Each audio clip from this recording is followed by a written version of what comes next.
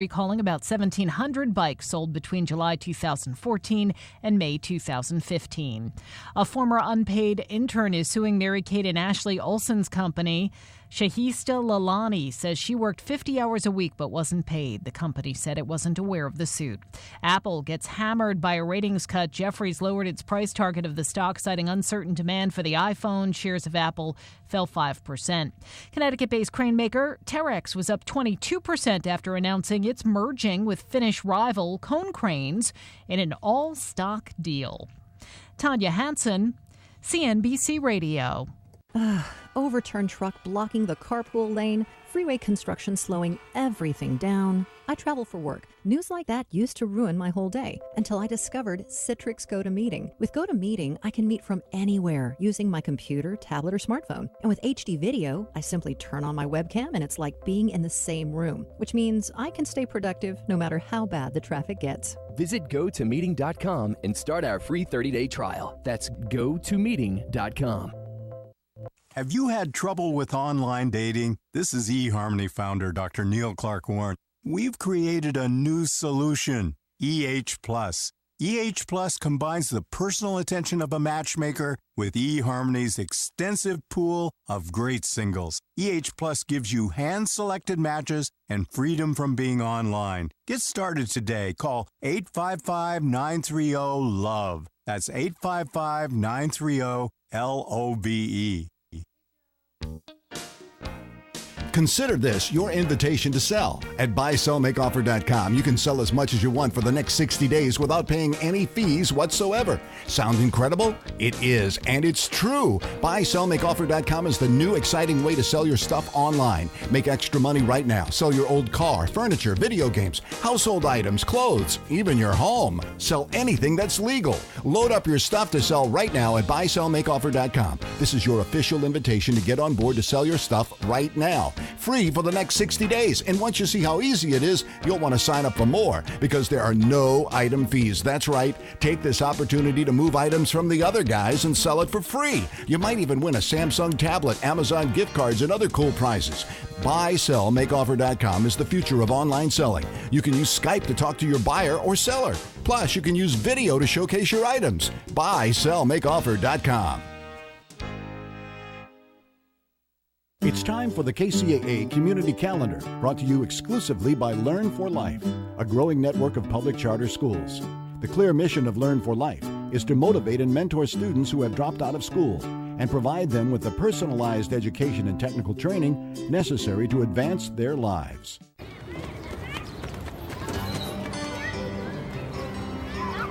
KCAA Radio wants you to take extra precautions if you work in the sun or in any hot environment this summer, especially if you're a senior citizen and if you take certain medications. Be aware that antidepressants and antihistamines act on an area of the brain that controls the skin's ability to produce sweat. Sweating is the body's natural cooling system, so if you can't sweat, you risk getting overheated. Also, beta blockers reduce the ability of the heart and lungs to adapt to stress, including the stress associated with working in a hot environment. Therefore, beta blockers can, under certain conditions, contribute to the likelihood of a heat stroke and other heat-related illnesses. Did you know that amphetamines can raise body temperature? Did you know that diuretics encourage fluid loss, which can quickly lead to dehydration in hot weather? Did you know that sedatives can reduce a person's awareness of physical discomfort, which means symptoms of heat stress could be ignored? Did you know that decongestants can decrease blood flow to the skin, which impacts the blood's ability to cool down? Well, if you didn't know it before this announcement, you certainly know it now. So take this message seriously. Take care of yourself when you're working in the heat. Stay hydrated, work slower, and take breaks to cool down. This message is from KCAA. The KCAA Community Calendar is presented exclusively by Learn for Life, a growing network of public charter schools where students can complete their education on a part-time basis. To find a resource center nearest you, call 1-877-360-LEARN or visit Learn for Life online at learn4life.org.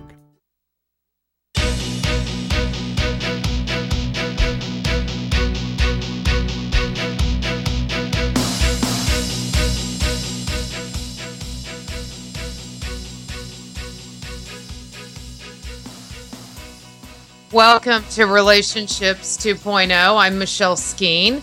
My special guest today is Dr. Arnie Kcaa.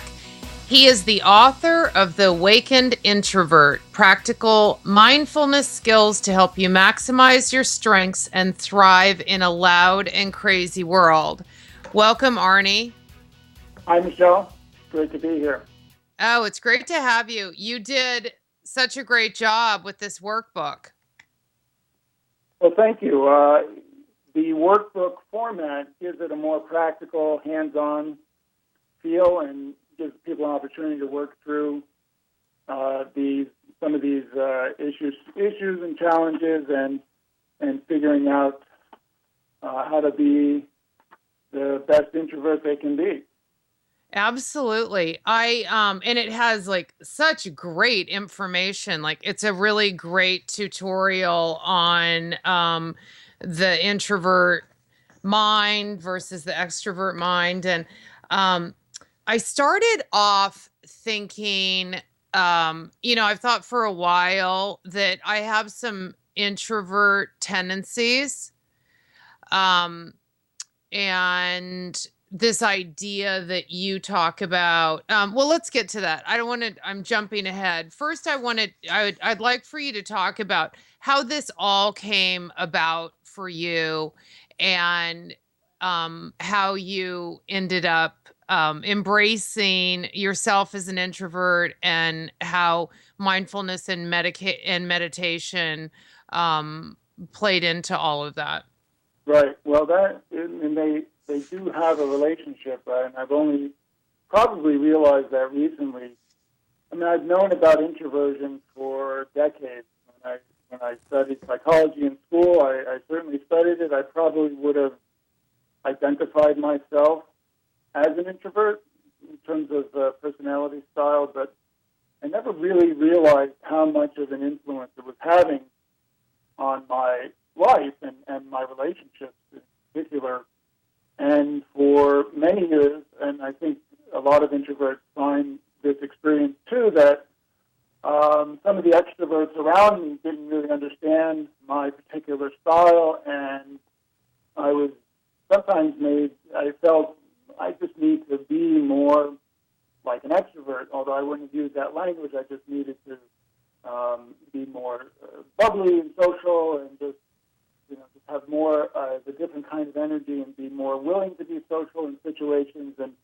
And I found that I just didn't feel like doing that, and so that often led to conflict. And it wasn't until I read Susan Cain's book a few years ago that I had what millions of people have had as an epiphany around, okay, this explains why I've been having difficulty. We live in a culture that is dominated by, and I wouldn't even say by extroverts, but by a culture that behaves in an extroverted fashion, by a culture in a society that values extroverted ways of being. So there's a pressure to be like an extrovert, and many of us just don't resonate with that way of being, so we feel kind of out of place and sometimes even have prejudice and bias against us. So when I had an opportunity to write a book about introversion, I was all for it. I wanted to delve more deeply into the topic, and over the last couple of years, as I've written a couple of books about it, I've really come to appreciate what it is. And meanwhile, over the past 30-some years, I've been doing meditation practice, and I've realized that that's one of the principal ways that I was taking care of myself, having that time to meditate, which is protected time, it's time alone, rebuilding my energy. But that's the way that I, even when I didn't realize it, that I was nurturing myself as an introvert. And I think that if you go to meditation centers, you probably find a lot of the folks there are more introverted in their way of being. Yeah. I was just at a 5-day meditation retreat in July, And one of the things that I really appreciate about those retreats is this enforced silence, like during meals and everything, that there isn't that kind of pressure to have small talk. Right. Right. Um, And it's a wonderful protected environment. I write about that in the book in one of the chapters about, this is a really deep way to nurture our introversion and those qualities, to develop, have that sense of quiet and everybody cooperating and supporting that as well. yeah, And absolutely. it was interesting. I Do was on you? retreat about a year or so ago, and even in that silent environment, you can still feel the energy of people. And even though people aren't talking, there is still some subtle and unconscious interactions going on. So I found that even for me, I would go, when we did walking meditation, I would go to more remote places just so I could have some time alone before other people showed up. Right. So how long did it take you to make the connection, with your meditation practice and your awareness that you are an introvert? Well, as I was just mentioning, I think I didn't realize, I have such a connection to meditation. I've always gravitated towards meditation throughout my entire adult life as a way of taking care of myself. It was only really after I started writing these books that I said, oh, yes, of course, this makes complete sense, that I would have just been predisposed towards meditation because of my introvert personality, temperament, that I was drawn to meditation in the first place, among other things that led me there. And then just being in those contexts for all those years and realizing, well, you don't see a lot of, most of the people who are there are also introverted. And when I teach a workshop at the Barry Center for Buddhist Studies, and focused on solitude, and presumably that this is a refuge for folks who just find the pace of extroverted life and digital life to be too much, that there is a way to go within, and these practices can be very helpful for that. Yeah. So you mention in the book that let's talk about just the differences between or what makes someone an extrovert. And you talk about that it's the most basic dimension of personality, the introversion, extroversion, and the one that's been studied the most. But there's still a lot of misconceptions about what makes an introvert and what makes an extrovert. Can you inform all of us on the differences? Sure. And with a couple of caveats to start. Yeah. Introversion and extroversion exists along a single dimension. So there aren't really people who are extroverts and then other people who are introverts. We all have a mixture of these qualities along this continuum. So there are people who are going to be much more predominantly introverted, and there are people who are more predominantly extroverted. And those are more at the extremes. Most of us are going to be bunched up around the middle and have a mixture of these qualities, and whichever one tends to dominate or be our preference or what emerges most for us, then we would say, okay, this person's either an introvert or an extrovert. And those differences are mostly around, let's say, how we handle stimulation is the first one that I think about. So introverts tend to have a lot of stimulation going on inside of us already. Our brains tend to be more active, and so there's just a lot more stimulation. So we don't need as much stimulation from our external environment, and the kinds of situations that give rise to stimulation may actually be felt as too much, that it can become overwhelming. Whereas the extrovert may have less of that stimulation activation going on, so they seek it, they crave it, they enjoy those high impact activities or situations with a lot of noise and connections with people. And that tends to give them energy.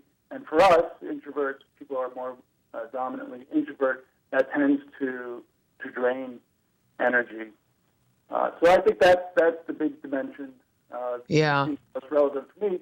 There are other differences in terms of how we process information and how we behave in the world.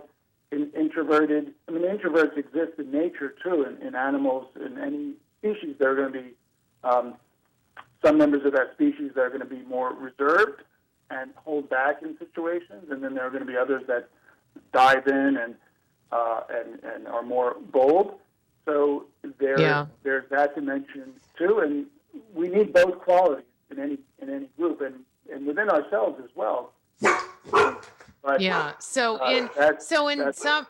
think your book successfully, helps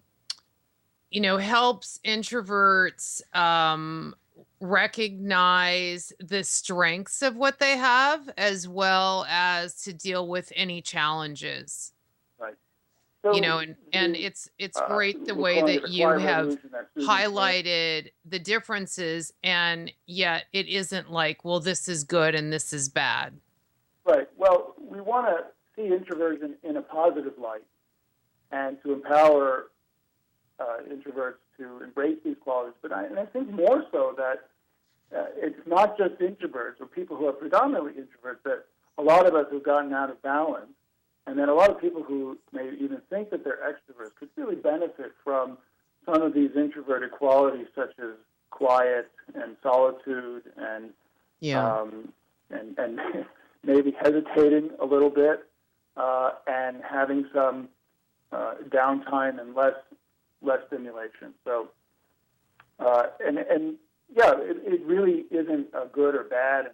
And introverts are better than extroverts or worse.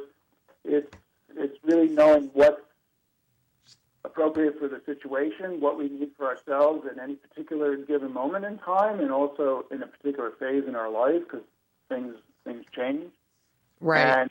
And having a more developed repertoire of these capacities then just gives us more freedom and flexibility in the world. Yeah, absolutely. So you have this section on signs of being a disempowered introvert. What's a disempowered introvert? What would someone who's reading this, what would resonate with them in this area? Well, the big thing is, and this was true for myself as well, and I talk about this in the book, that somehow we're made to feel bad about how we are. Instead of being recognized as being different, and that difference is good, there's a sense that, why aren't you more like us? And then I'm thinking, the person makes me think, why aren't I more? Maybe I need to go take a Dale Carnegie course, or Oh, right. Work on my personality. Be more bold. Be more bright and social. More in social. those kinds of ways. And when we buy into that, so there's a buying into that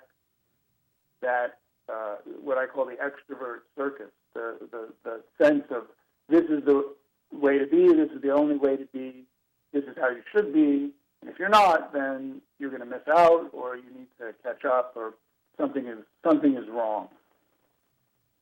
And that can take a number of forms, that we feel bad about saying no to invitations, or we go to social events and we just don't feel like we're connecting there, or we get drained by it, and people don't understand. And without understanding, knowing that this is part of who I am, and that's why I'm responding in this way, that can lead to a sense of feeling disenfranchised, disempowered. Yeah, inadequate, and feeling, this feeling that something is wrong with you, and not really knowing what you need to do to make this work for you. Right. We're gonna take a short break, and we'll be chatting more about this when we come back. You're listening to Relationships 2.0, and my special guest, Arnie Kcaa, author of The Awakened Introvert. Stay tuned. We'll be right back.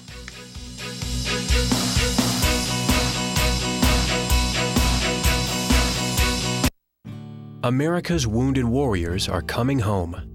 After serving on foreign shores, these brave men and women are returning to their families and communities. Many have wounds you can see, and many have wounds you can't see, like post-traumatic stress disorder.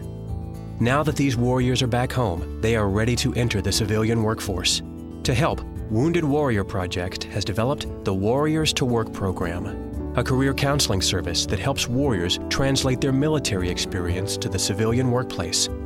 These extraordinary men and women bring proven world-class job skills and a unique perspective on teamwork to the job. And to ensure the right warrior finds the right job, Wounded Warrior Project works with employers to find just the right match. When you hire a wounded warrior, you hire an intelligent, talented, and committed new employee. Contact Wounded Warrior Project at findwwp.org. Welcome home the brave.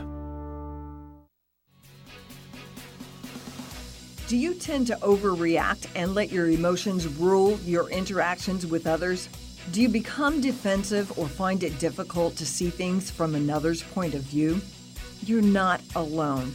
Despite the fact that we all have to deal with people in our daily lives, many of us have difficulties with interpersonal relationships.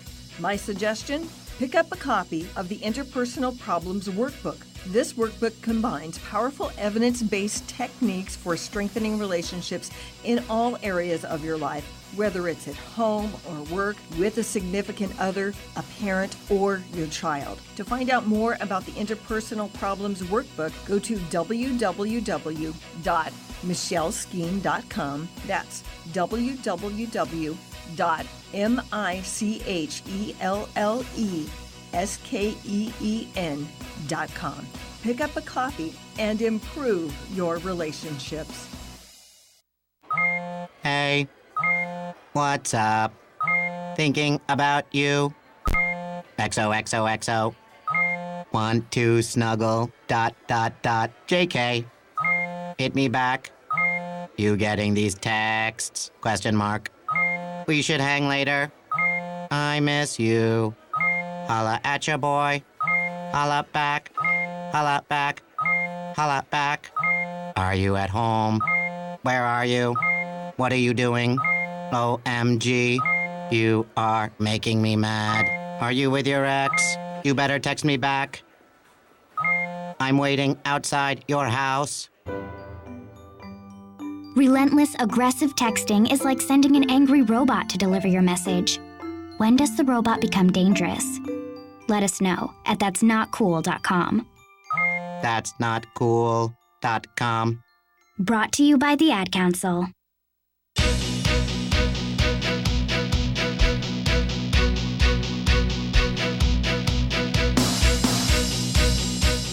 Welcome back to Relationships 2.0. I'm Michelle Skeen. I'm chatting with Dr. Arnie Kcaa. He's the author of The Awakened Introvert, practical mindfulness skills to help you maximize your strengths and thrive in a loud and crazy world. And we do know this world is loud and crazy. And it's been made louder and crazier with social media, right, Arnie? It has. Do you think that's why... Is that why there's more attention now brought to kind of the strengths or the differences that introverts possess? It seems like there's a real interest in this, and your book is one of several great books on it. Although yours is different in that it's coupled with the mindfulness, but. What do you make of all of this interest? Is it tied to social media, do you think? Well, more broadly to the digital age, the information age, and the not just social media, which has its own things, but the amount of information that we have access to, the 24/7 access to information, and this is unprecedented, really, in our history, to have this sort of information and media and entertainment, and then of course the connectivity and the ability to with mobile phones and texting, but also social media, there is an accessibility that we have to each other that is also unprecedented. And I think there are, I mean, we know that there are. I mean, this is changing the way our brains work. It has. It's distracting us. It's fragmenting us in some ways. At the same time, helping us to connect in ways that were never even conceivable.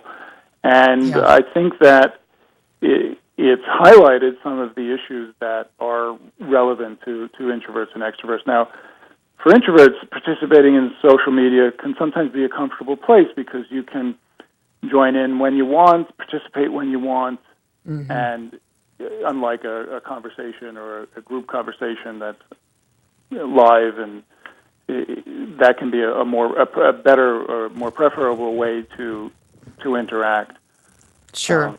For some people, but there's also now there's a demand or an expectation that goes along with social media that you don't respond immediately, or you don't participate, and you don't produce content that somehow you're carrying your weight, or there's a problem. And I think that for me personally, and I think for a lot of introverts, that's not something that I enjoy. And I actually wrote a blog post a few months ago that I wish I was born about 30 years earlier, so I would have missed this as an author.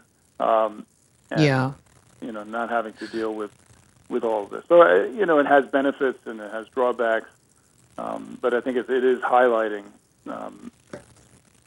these issues. And when we look at people like politicians, are all of those people who are standing up on those stages, are they all extroverts? I mean, is it only the extrovert that's drawn to that kind of like public scrutiny and the desire to be constantly, I mean, you have to make a commitment to be constantly interacting with people. You're not getting a lot of downtime. It's, you're maybe alone when you're sleeping, right? Right. And most presidents probably have been extroverted, and maybe extreme extroverts in some ways, because it takes so much interaction and stimulation to be in that position. Now, I think Obama, he's probably more introverted than many other presidents, and I think he struggles. I think I don't know this from talking to him personally, but I see him struggling, and his personality is very much an introvert's personality. He's thoughtful, and he's not overly demonstrative. He doesn't put himself in the public eye more than he has to, it seems. So,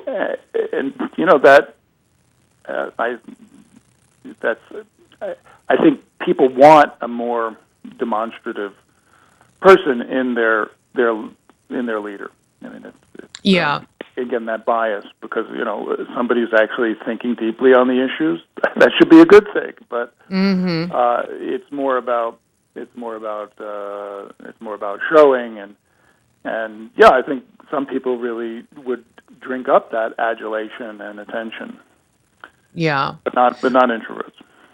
Yeah, well, it's not always adulation. That's kind of the problem with everything, right? There's always the comment section, and usually the people who are commenting aren't the friendliest people. Right. Yeah. It's all kinds of attention.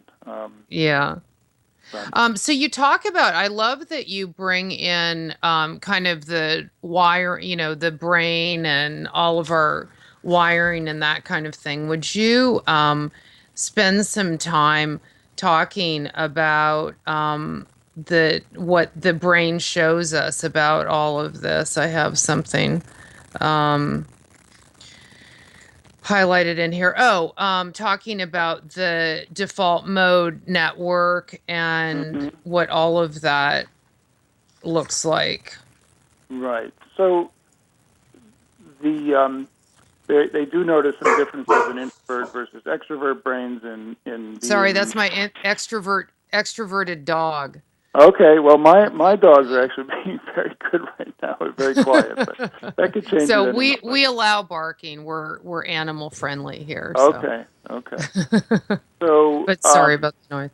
So there may be more of a sense of internal stimulation for the introvert brain, but all of us have a lot of activity in our brains. I mean, anybody who's gotten quiet enough with activities, they've not doing, some hectic activities, will notice that their mind is producing a lot of thoughts, that we're constantly engaged in some kind of self-talk or telling stories to ourselves, what I call the storytelling mind.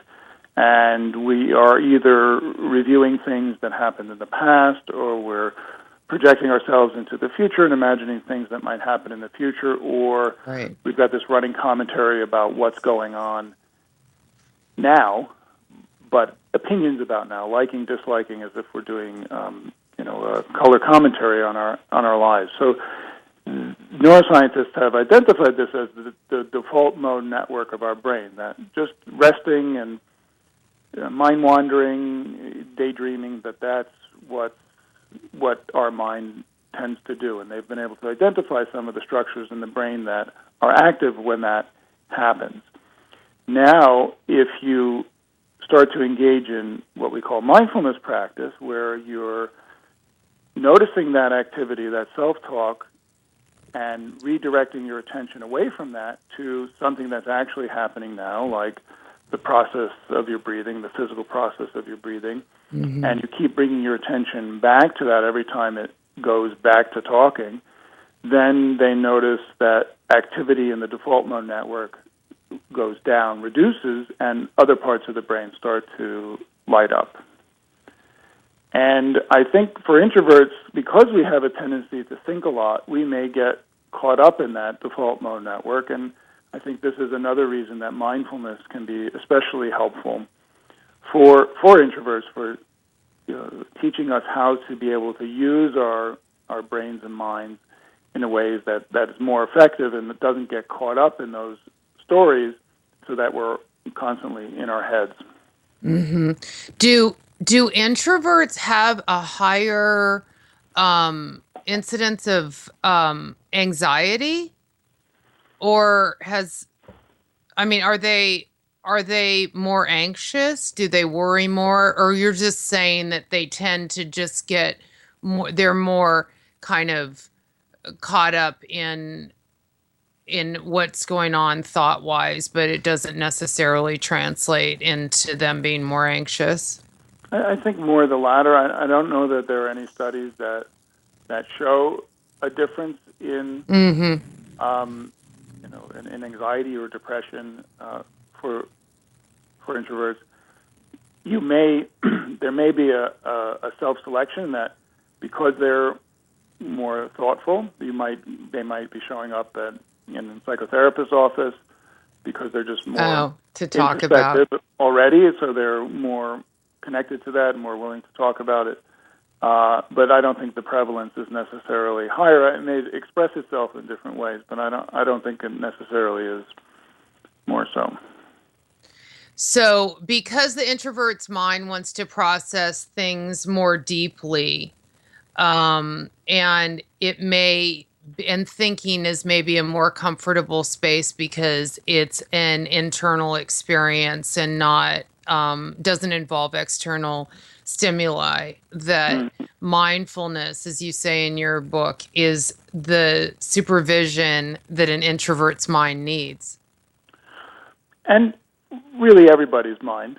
Yeah. Again, I think we all have this tendency to overthink things, and that. But yes, that mindfulness practice is a way to supervise or babysit or to helpfully guide our minds to just know where our attention is going and whether we want to spend time there. We may want to think about something deeply, and that's fine. But the mindfulness practice can help you to know when, that's starting to go off the rails a little bit, and I am starting to feel tense, and, I'm starting to imagine all these scenarios, and let me just come back to, what is it that I feel right now? So it can help us to streamline, in a sense, so that we're thinking the thoughts that we want to think and not getting caught up unaware in the thoughts that we don't want to be thinking or that make us feel bad. Yeah. I love the part in your book where you did, first I want to get to levels of awareness. I love that so much. So let's talk about the different levels of awareness. I think this will be really helpful for everyone. So we have like the automatic pilot level, right? Right. So that's no awareness. Right. And and which chapter are you in right now? I'm on page 32 of your book. Okay. So that's like the default setting of awareness. Mm-hmm. The reactive without awareness, yeah. Right. So we spend most of our time, again, by the name suggests, the default mode. That's where we spend most of our time, in automatic pilot. And really, we can spend much of our life there. It's crazy. Especially if we're in a comfortable routine. You get up, you get the kids ready for school, you drive to work, and you go to work, and all these things are familiar. And we can be doing a lot of tasks, especially familiar tasks, that don't require a lot of new learning or thought. And we can just our attention can just be free to go elsewhere. Again, it goes back to the past, it goes to the future, it just goes into commentary, why do I got to do this? And we're really not present to things. And that may not be the most satisfying way to live, and sometimes the patterns that we can get into can be unhealthy, and so we want to be able to recognize when we're on automatic pilot, and so we're calling that reactive without awareness. And we're really just, like, in a sense, like automatons. We're stimulus and response. Things happen and we react without knowing, I'm reacting, or why we reacted that way. So the next level of awareness I call reactive with a mindfulness reset, that we still react to things, and sometimes in ways that maybe we get angry when something happens, but then we have awareness that we bring to it, and we notice, I'm reacting in this way, and there's a curiosity to that, and also bringing attention to it. So now we have a choice to say, okay, do I want to continue pursuing this line of thinking, or do I want to continue holding on to these thoughts that are giving rise to this feeling? Can I let it go? And so then we that's the mindfulness reset, where the pattern emerges, but then we can step back from it. And of course that's and be more of an observer, like have a little bit of an observer quality to it. Right. That in the observer quality we can develop into the next level of awareness, which I call responding in the moment. That as things arise, we don't react with maybe the external behaviors, saying the words or doing the things, but we can just notice ourselves. Wow, I'm feeling this emotion or this energy arising, and from past experience, I know where this goes, and maybe I'll just stay in this observer's role and not take the bait, not bite the hook there. And that way, it's more mindfulness in real time, so that we don't get knocked off balance, or we're less reactive, and that of course sometimes takes a lot of practice to be able to do that.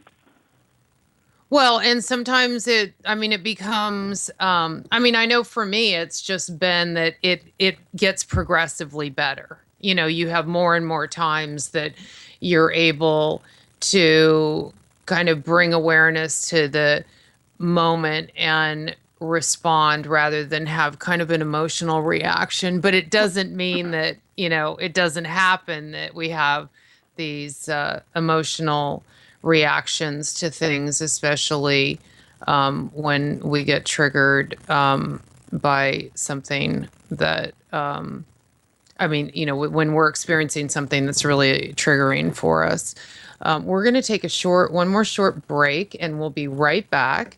You're listening to Relationships 2.0. My special guest, Dr. Arnie Kcaa. Stay tuned for more.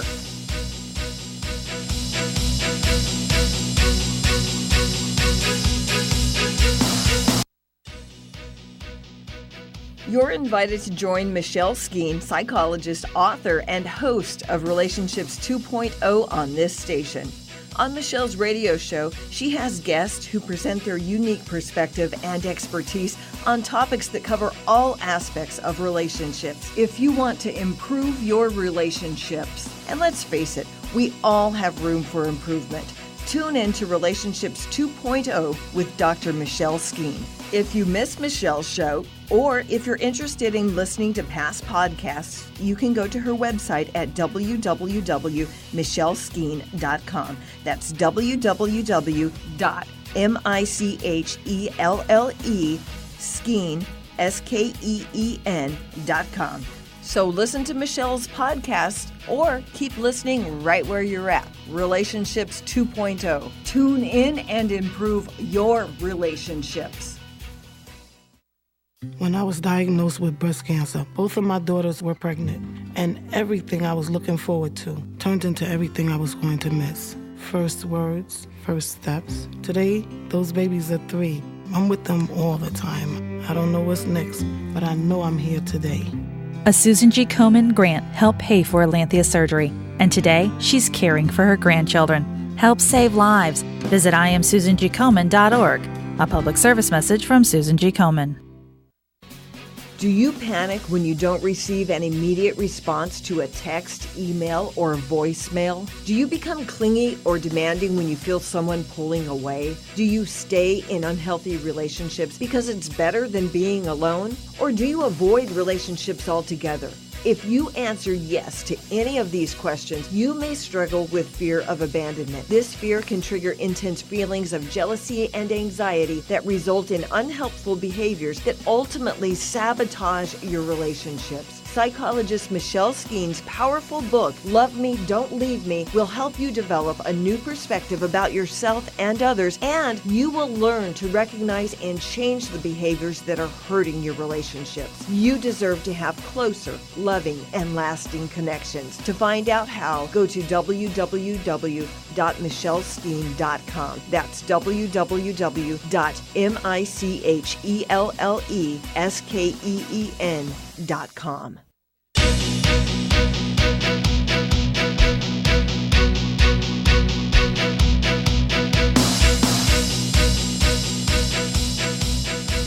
Welcome back to Relationships 2.0. I'm chatting with Dr. Arnie Kcaa, the author of The Awakened Introvert. Arnie, before we continue our conversation, this is a great time for you to tell everyone how they can find you and everything that you offer besides this great book, which, as everything is available on Amazon. Right. Well, thanks, Michelle. And they can reach me at my website, arniekcaa.com.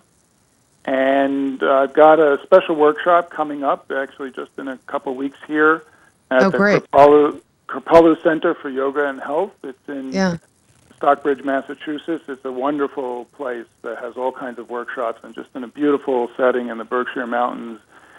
And it's just a great place to come and have a workshop and and this is going to be the workshop based on the book, The Awakened Introvert, Mindfulness Skills for Thriving in an Extroverted World. It's a 5-day workshop, so it's a way to kind of immerse yourself in it, and also to enjoy being at Kripalu, which just has a wonderful energy. And so that's coming up, and then other books and workshops. I have another book coming out on mindfulness very soon. Oh, great. Well, you'll have to come back. What's that book about? Do you mind me asking? Yeah, that would be great. The Mindfulness A to Z, 108 Insights for Awakening Now, is about to come out in September. So. Oh, that's so great. Is New Harbinger publishing that, or someone else? Actually, this is another book from Wisdom Publications. Oh, great. Well, I'll get in touch with you about that. That would be great. Because one of the things I loved in your book, I loved your frequently asked questions about meditation and mindfulness. I think that I think it can be really intimidating for people. And I have a teacher, and I still feel like I don't know. I mean, it's like I'm doing it, and I get it, and it's helpful, but it's definitely not something that I could explain to anyone in any kind of detail. And as I was reading your book, I was thinking about that meditation retreat I was telling you I was just at. Mm-hmm. And it was it's at at Hazy Moon in Los Angeles, and they're in the center's located in a suburban area, but it's Los Angeles, and every day in the most difficult period, sitting period, that ice cream truck would come around with that ice cream noise. Yeah, I think the teachers arranged that just for the students. In that late afternoon period before dinner, and I would just feel like I wanted to kill the driver. I'd have that thought, like, this is so annoying. This is never going to stop, and then I keep pulling my attention back, starting my counting again. Let's just say I had a lot of ones, but by, with each day, I got less and less kind of irritated and distracted by it, which I think kind of speaks to the power of this process. But everyone, when people tell me they meditate, I don't assume that it's the same thing that I'm doing. And I'm sure that you don't either, because of these questions that you answer, like, should eyes be opened or closed? I've had people say I meditate every afternoon on my bed and sleep for 30 minutes. Everyone has their own version of meditation. But what do you mind going through and just explaining to people and maybe addressing some of these questions that I'm sure have been posed to you that start on page 38 of your book, because I think that I love that you just make this less intimidating for everyone. Well, and I think that's when I teach, I do a lot of teaching of meditation, and I think that to make it as simple as possible and to demystify it is important, because we have a tendency to complicate it. And when we talk about mindfulness meditation, it really is simpler than we think or our minds want it to be. So really it's backing away from that. And one way to think about mindfulness is anything that gets us out of that default mode network we were talking about earlier is going to be a meditative-like experience. And we can do that in a whole host of ways, and in athletic activities, during sex, during enjoyable things, during sometimes even crisis situations. Our mind gets quiet and becomes very focused on the present. Right. So that's a more general way. But the most important thing, which I really stress to my students when I'm teaching, is that mindfulness, when we're paying attention to the present moment, it's not any particular present moment. It's just the moment that is. So there is no way to feel, no way for your mind to be in order to be mindful. Mm-hmm. It's just noticing and being with however your mind is. So I get the question a lot, well, I can't really meditate because my mind is so active, it's not working. I'm right. Like, that's fine. So what you're doing is you're trying to become aware of how active and distracted your mind is. And can you be with that? Because it's not about creating a peaceful experience that's separated from the world. And that's the trap that you fell into at your meditation retreat, which we all fall into. Why is that ice cream truck here? That's getting in the way of my meditation. Right. That says that you have this idea about what meditation should be, and it didn't include an ice cream truck. Right. So we have a tendency well, it to also says I really hate repetitive noises. Sure. Well, there could be a certain energy to that too, but we can right. we can shift our attention so we can work with that. But usually we want to exclude certain things. We want to exclude the aches and the pains and the noises and the mind wandering, and we just want to have what we think is this peaceful, quiet, blissful kind of thing. And that's an idea of meditation. But when we can be more inclusive and say, okay, I'm just going to work with whatever is happening, then we can have actually a tremendous freedom and wonderful being able to be with whatever is present. And we can call that equanimity, that we can be with whatever's happening without getting into all that reactivity, without feeling distressed by it. That we have a curiosity that we can be with things. So that, I think, is probably the most important thing that I teach, is just there is no right way to feel, no right way for your mind to be. Just if your mind is very active and and distracted, it's actually a great time to practice, because each time it goes away, you pick up attention, you bring it back, even if it stays for only a second or two, goes away, you pick it up and bring it back. That's actually the helpful action of mindfulness training. You're retrieving your attention, you're bringing it back. So each time you do that, you're getting better at it. So the more distracted your mind is, the more practice you get, the better your meditation is. Even though you don't feel relaxed and calm after that meditation, it's still very helpful. And to become intimate with our less than ideal states, the agitation, the anger, the jealousy, all that stuff, is really much more useful than being able to put ourselves in a relaxed state, removed from the world. So it's really about engaging ourselves in the world, in all the things that are happening, with just more awareness. Yeah. And, this idea that, I've heard from people too, like, oh, I don't know how you can meditate. Like, I just can't get my mind to stop talking. My mind's just so busy. I mean, everyone's mind is really busy, right? Right. Yeah. And this idea that I think people feel like I think that some people feel like it's going to feed their inner critic, like it's going to be one more thing that they'll be critical of themselves about, when really it's a way to kind of silence that inner critic once, you get into the practicing of it. Right. Well, the inner critic does tend to sneak in the back door a lot. And even some people who have been practicing for a while, those expectations creep in, and I should be a better meditator by now, and so we really do have to be mindful that we're not judging ourselves and being critical of ourselves for having this busy mind, and that happens a lot. But the news is, we're not going to, really, the point isn't, again, not to quiet the mind, but just to create little spaces in between all that activity. Yeah. And that's what we're doing.